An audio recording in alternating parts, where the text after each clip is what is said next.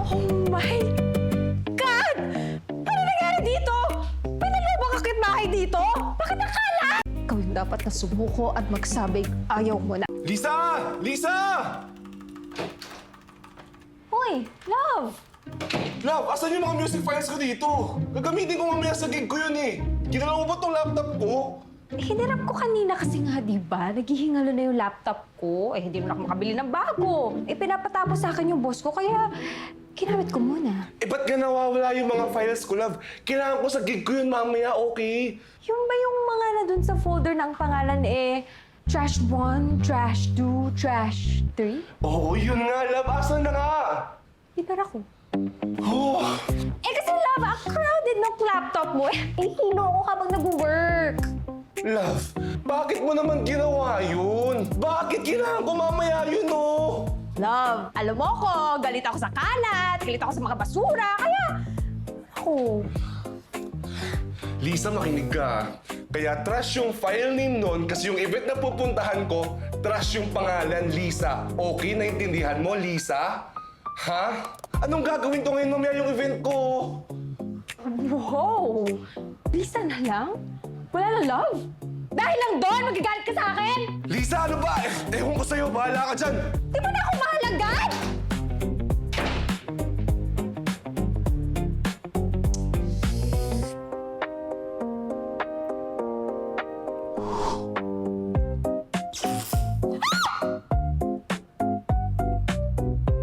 Oh my God! Levin! Levin! Yes, my love. Hindi ka nagbayad ng kuryente? Ito naman, nakalimutan lang, love. Galit na galit. Napaka-irresponsable mo talaga. Yun na nga lang yung gagawin mo dito sa bahay, hindi mo pa magawa ng maayos.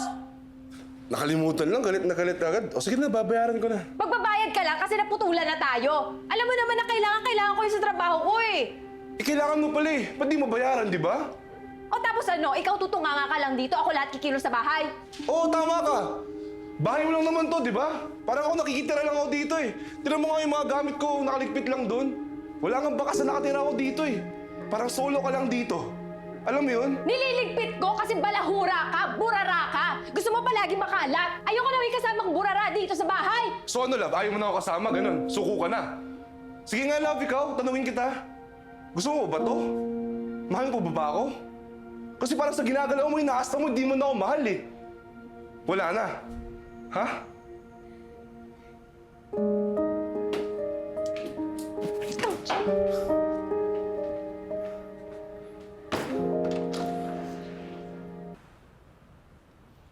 We want an annulment. Sigurado kayo? Mahirap ang process na yan, ha? At saka anong gagamitin nating grounds? Wala namang pasok sa sitwasyon nyo ngayon. Unless, isa sa inyo ang aako na psychologically incapacitated siya. Basta ako alam ko, ayoko na. Hindi ko na maatim na kasama siya. Mas lalo naman ako. Dapat hindi na lang kami kinasal. Dapat di na lang kita minahal. Grabe siya. Bakit? Totoo naman ah. Maraming mga bagay na hindi ko alam sa kanya na eventually, aayawan ko pala. Masyado kaming nagmadali. Kala namin, sure na kami sa isa't isa. Hindi pala.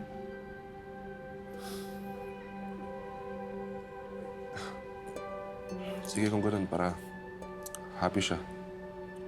Ako na lang aako ng grounds for annulment. Happy wife. Happy life.